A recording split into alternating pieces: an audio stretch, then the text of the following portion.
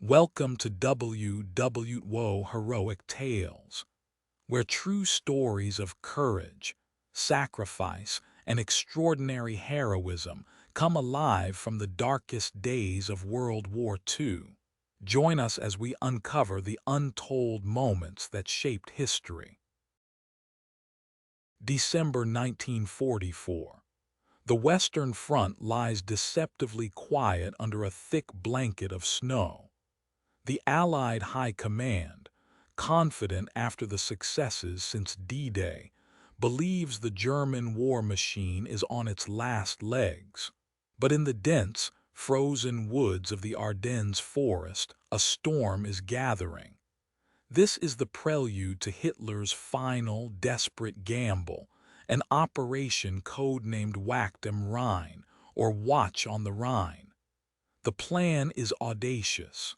3 German armies, spearheaded by elite panzer divisions, will smash through the thinly defended American lines, cross the Meuse River, and recapture the vital port of Antwerp. This would split the Allied armies and, in Hitler's mind, force a negotiated peace. On the morning of December 16th, under the cover of a brutal winter storm that grounds Allied air power, the offensive begins. Over 200,000 German soldiers and nearly 1,000 tanks surge forward. The American units holding the line, mostly green troops or battle-weary divisions sent to a quiet sector for rest, are caught completely by surprise. The sound of the initial artillery barrage is apocalyptic, a rolling thunder that shatters the winter silence and announces the arrival of chaos. The weather itself is a weapon. Temperatures plummet far below freezing and heavy snowdrifts clog the roads. Visibility is near zero. For the American GIs, it is a fight not just against the Wehrmacht, but against the elements. Frostbite becomes as great an enemy as machine gun fire. Communications break down, units are cut off, and panic begins to set in. At the heart of this German onslaught is a strategic crossroads town, a linchpin for the entire road network in the region. Bastogne, Belgium. As German armored columns bypass strongpoints and drive deep into Allied territory, the strategic importance of Bastogne becomes terrifyingly clear. It is the hub from which 7 major roads radiate, controlling movement across the entire sector. Whoever holds Bastogne holds the key to the Ardennes. Recognizing the imminent danger, the Allied command makes a frantic decision. The 101st Airborne Division, the Screaming Eagles, resting in France after the brutal fighting in Holland during Operation Market Garden, is ordered to the front. They are packed onto trucks with minimal ammunition, no winter gear, and little idea of what they are facing. They are a fire brigade rushing towards an inferno. Arriving in Bastogne on December 19th, they join elements of the 10th Armored Division and other scattered units to form a defensive perimeter. The town is a swirl of chaos, with retreating American troops streaming through as the 101st digs in. By December 21st, the German ring snaps shut. The American forces in Bastogne, numbering around 11,000 men, are completely surrounded by an enemy force nearly 5 times their size. The siege has begun. The Germans are confident the town will fall quickly. They issue an ultimatum to the acting commander of the 101st, Brigadier General Anthony McAuliffe. The demand for surrender is met with a now legendary reply, a single word that would galvanize the defenders and echo through history: Nuts! While this defiant response boosted morale, it did not change the grim reality. The defenders were critically short on everything: ammunition, food, and most desperately, medical supplies. The relentless German artillery begins to fall, turning the town into a landscape of shattered stone and splintered wood. The cold is a constant, gnawing presence, freezing weapons and claiming limbs through frostbite. For the wounded, the siege becomes a special kind of hell. Inside the besieged town, a second, more desperate battle is being fought, a battle for life. The 101st Airborne's Medical Company, under the command of Battalion Surgeon Dr. John T.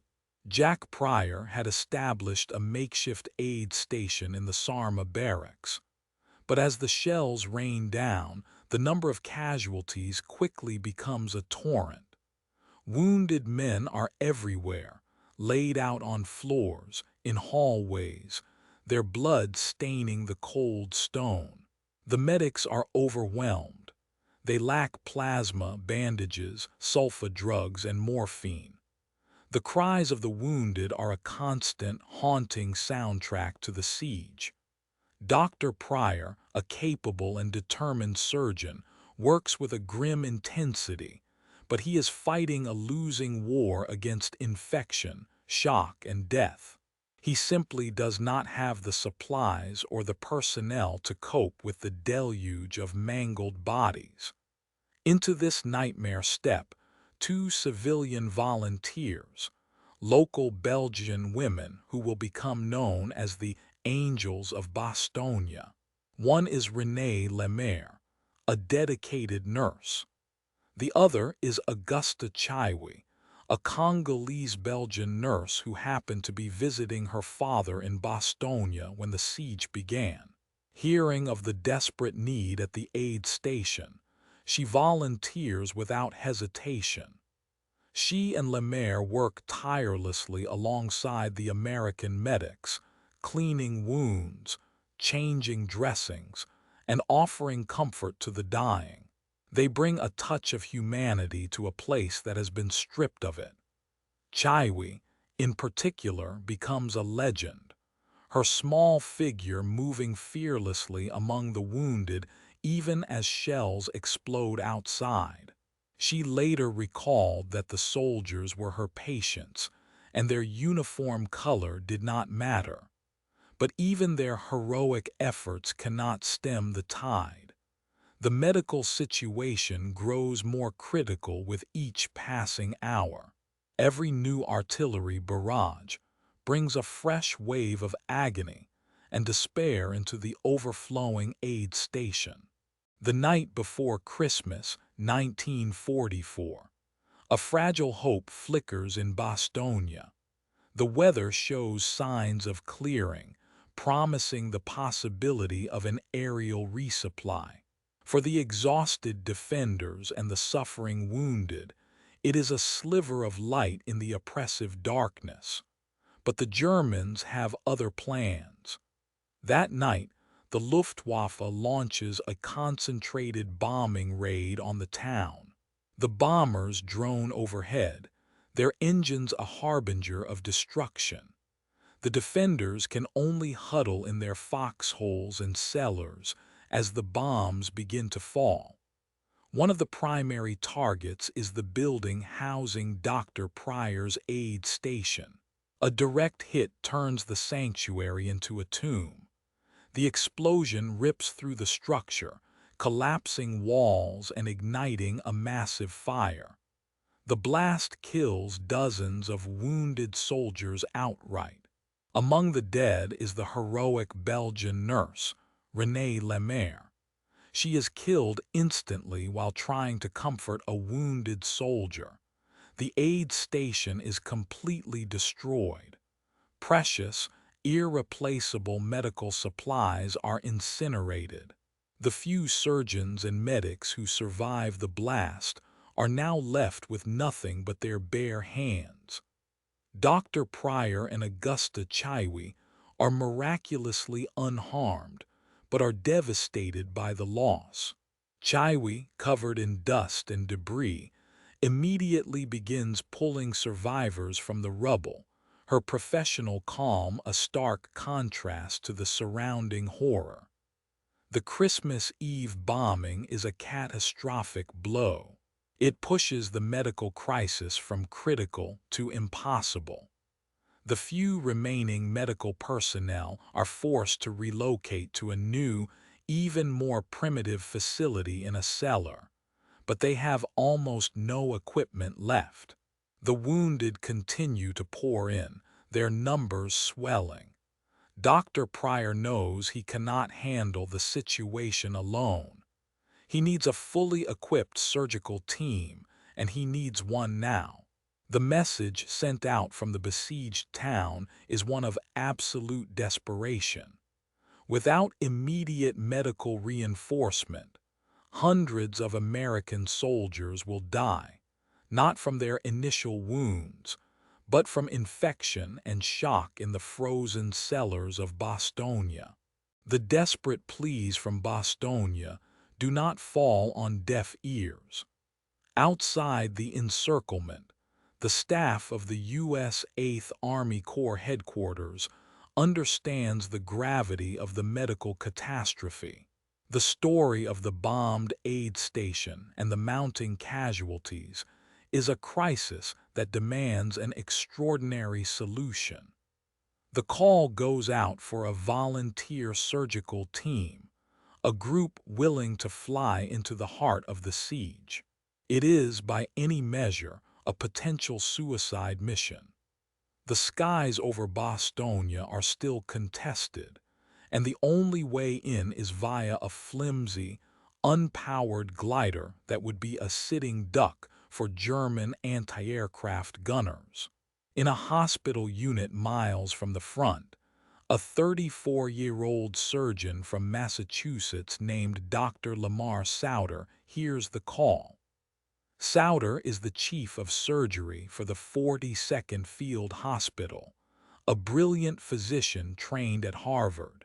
He is not a daredevil or a glory seeker, but a quiet, dedicated professional driven by a profound sense of duty. He understands precisely what is being asked and what the risks entail. Flying a glider into a battle zone is perilous enough. Surviving and operating under constant artillery fire with no supplies is another challenge entirely. Without hesitation, he volunteers. He is not alone. Another surgeon, Dr. Charles E. Ragan, and a small team of enlisted medical technicians also step forward. They are given a simple, grim briefing. They are to take only what they can carry and prepare for the worst. Their mission is not to win the battle, but to hold the line against death itself. Dr. Soutter's decision exemplifies the quiet courage that defined so many medical professionals in the war. He is not a frontline soldier trained for combat, but a healer trained to save lives. He sees a place where his skills are desperately needed, and he chooses to go, fully aware that he might not return. His team gathers their surgical kits, a pathetic collection of instruments for the task ahead, and makes their way to an airfield. The fate of hundreds of wounded men now rests on their shoulders and on the canvas wings of a glider. On December 26th, the day after the devastating Christmas bombing, the weather over the Ardennes finally breaks. The oppressive fog lifts, revealing a crisp, cold sky. For the besieged 101st Airborne, it is a moment of deliverance. The clear skies mean air support and, more importantly, resupply. For Dr. Soutter and his team, it is their window of opportunity. They board a CG-4A Waco glider, a fragile aircraft made of little more than steel tubing, canvas, and plywood. It has no engine and no armor. Its crew and passengers refer to it ominously as the flying coffin or tow target. Tethered to a C-47 transport plane, the glider is pulled into the air, beginning its perilous journey towards Bastogne. The flight is fraught with tension. The men inside are silent, acutely aware of their vulnerability. As they approach the town, the stark reality of the battlefield unfolds below them. The snow-covered landscape is pockmarked with shell craters and dotted with the burning hulks of tanks. Puffs of black smoke from German anti-aircraft batteries, the dreaded 88 flak guns, begin to appear around them. The C-47 pilot bravely flies through the barrage, bringing the glider into position. Then comes the most dangerous moment, the release.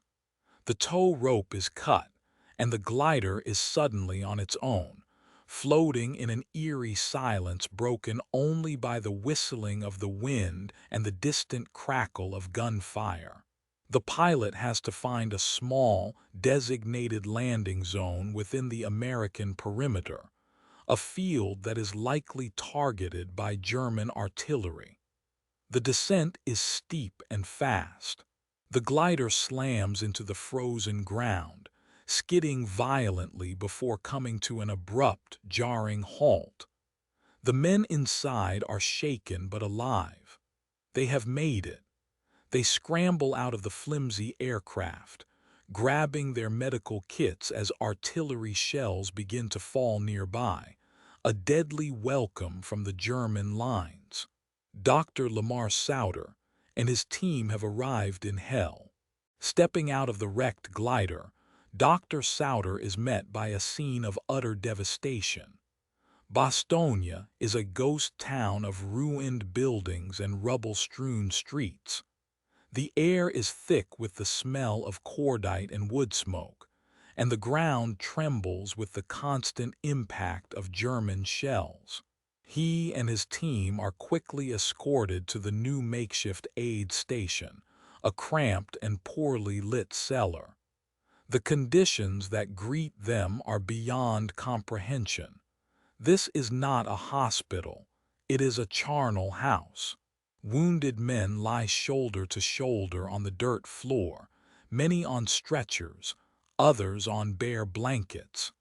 The air is thick with the metallic scent of blood and the foul odor of gangrene. The only light comes from a few flickering lanterns and flashlights, casting long, dancing shadows on the walls. There is no running water, no electricity, and certainly no heat. The temperature in the cellar is barely above freezing, and the surgeons can see their own breath as they work. The medical supplies they were promised had not arrived on the resupply drops. What Dr. Pryor's team had managed to salvage from the bombed-out barracks is all they have. It is next to nothing. There is no blood plasma, a critical tool for treating shock. Stocks of morphine are dangerously low. There are not enough bandages, splints, or surgical instruments. Dr. Soutter surveys the scene not with despair, but with a cold, professional resolve. He and Dr. Pryor quickly triage the wounded, identifying the most critical cases that require immediate surgery to have any chance of survival. They must improvise on a scale that defies modern medical practice. They find a few bottles of alcohol in the cellar of a nearby ruined house, which they use as a crude antiseptic. They tear bed sheets into strips to serve as bandages. For amputations, a common and grim necessity for limbs shattered by shrapnel, they have to rely on standard-issue army knives and a carpenter's saw when surgical saws are unavailable. This is not surgery as it is taught in medical school. This is butchery performed to save lives, a desperate calculus of sacrifice in a frozen, subterranean operating theater. With the wounded triaged and their makeshift tools prepared, Dr. Soutter, Dr. Pryor, and their small team begin their work.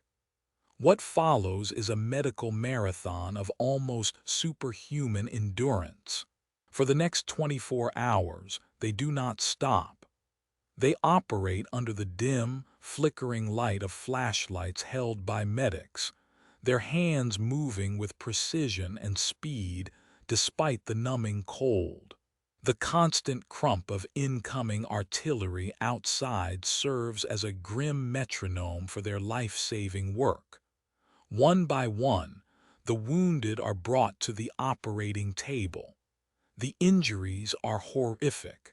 Gaping shrapnel wounds, limbs mangled beyond recognition, penetrating chest and abdominal traumas. The surgeons work in a seamless rhythm born of desperation and shared purpose. They move from one patient to the next, a relentless cycle of debridement, amputation, and suturing. They clean wounds filled with dirt, uniform fibers, and metal fragments. They saw through bone to perform amputations, knowing that sacrificing a limb is the only way to prevent fatal gangrene. They probe for shrapnel deep within body cavities, guided more by feel than by sight in the poor light. The physical toll is immense. Standing for 24 hours straight, hunched over an operating table, would be exhausting under any circumstances. But in the freezing cold, with inadequate food and water, and under the constant psychological strain of the shelling, it is an act of sheer will. Their muscles ache, their eyes burn from the strain, and their hands grow stiff from the cold, yet they persist. Throughout this ordeal, they perform an astonishing 63 major surgical operations. 63 men who would have almost certainly died are given a fighting chance. It is a staggering feat of skill, stamina, and courage.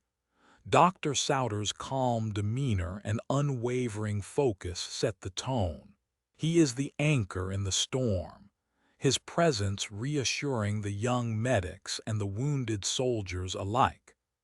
This 24-hour period represents one of the most remarkable medical achievements of the entire war, a testament to what dedicated professionals can accomplish even when faced with the most impossible of conditions. While Dr. Soutter and the American surgeons performed their incredible feat, they were not alone in the frozen cellars. The story of Bastogne's medical heroes is incomplete without honoring the Angels of Bastogne, the civilian nurses whose courage shone just as brightly. After the death of her colleague Renée Lamar in the Christmas Eve bombing, Augusta Chiwy could have easily sought safety. As a civilian, she had no obligation to stay, but she refused to leave the side of the wounded. She reported to the new makeshift aid station alongside Dr. Pryor and Dr. Soutter, and continued her work with fearless dedication. Chiwy, a black woman in a world and an army rife with racial prejudice, earned the profound respect of every soldier and medic she worked with. Her skill and compassion transcended the color of her skin. The GIs, many of whom came from a segregated America, simply knew her as the angel who tended to their wounds. She was completely unfazed by the horrors around her. When a shell exploded nearby, shaking the cellar and causing others to duck for cover, she would often not even flinch, focused entirely on the patient before her. She cleaned gruesome wounds, administered what little morphine was available, and held the hands of dying boys, offering them a final moment of human comfort. She wore an American Army uniform given to her by the soldiers to keep warm, and she worked tirelessly, without sleep, for days on end. Her presence was a source of immense morale. In a place defined by pain and fear, she was a symbol of hope and unwavering humanity. She and the other medics, the enlisted men who carried stretchers under fire, who assisted in surgery with no formal training, who rationed the last bandages and comforted their comrades, formed an unbreakable chain of care. The story of Dr. Soutter's surgical marathon is rightfully legendary, but it was enabled and amplified by the collective heroism of this entire team, American and Belgian, doctor and nurse, soldier and civilian, all united in a common cause to defy death in the crucible of Bastogne. On December 26th, even as Dr. Soutter was in the midst of his surgical marathon, the tide of the battle outside was turning. The lead elements of General George S. Patton's Third Army, which had made a legendary 90-degree turn and marched for 48 hours straight through the snow, finally broke through the German lines and relieved the besieged town. The arrival of Patton's tanks marked the end of the encirclement. For the men inside Bastogne, the sound of friendly armor was the sweetest music they had ever heard. With the siege broken, a stream of ambulances and supplies could finally reach the town. The hundreds of wounded men, kept alive by the heroic efforts of Soutter, Pryor, Chiwy, and their team, could now be evacuated to proper field hospitals behind the lines. The immediate crisis was over. Dr. Soutter and his team, utterly exhausted, had accomplished their mission. Their work was a pivotal factor in minimizing the loss of life among the casualties of the siege. For his extraordinary gallantry and selfless service, Dr. Lamar Soutter was awarded the Silver Star, one of the nation's highest decorations for valor in combat. His citation praised his willingness to volunteer for a hazardous mission and his remarkable surgical work under the most adverse conditions imaginable. After the war, Soutter returned to civilian life and embarked on a distinguished career. He became the founding dean of the University of Massachusetts Medical School, shaping a new generation of physicians. Yet the memory of those 24 hours in a frozen cellar never left him. The story of medical improvisation at Bastogne became a key case study for the U.S. Army Medical Department. It highlighted the critical need for mobile, self-sufficient surgical teams that could be deployed rapidly to the front lines. The lessons learned in that crucible of fire and ice would influence the development of MASH units in Korea and Vietnam, and continue to shape the principles of battlefield medicine to this day. Dr. Soutter's legacy, and that of the entire Bastogne medical team, is not just in the lives they saved, but in the enduring example of courage, ingenuity, and profound commitment to humanity in the face of war's absolute inhumanity. Thank you for joining WWWO Heroic Tales. Through the stories of brave souls from World War II, we honor their memory and keep their legacy alive for history and generations to come.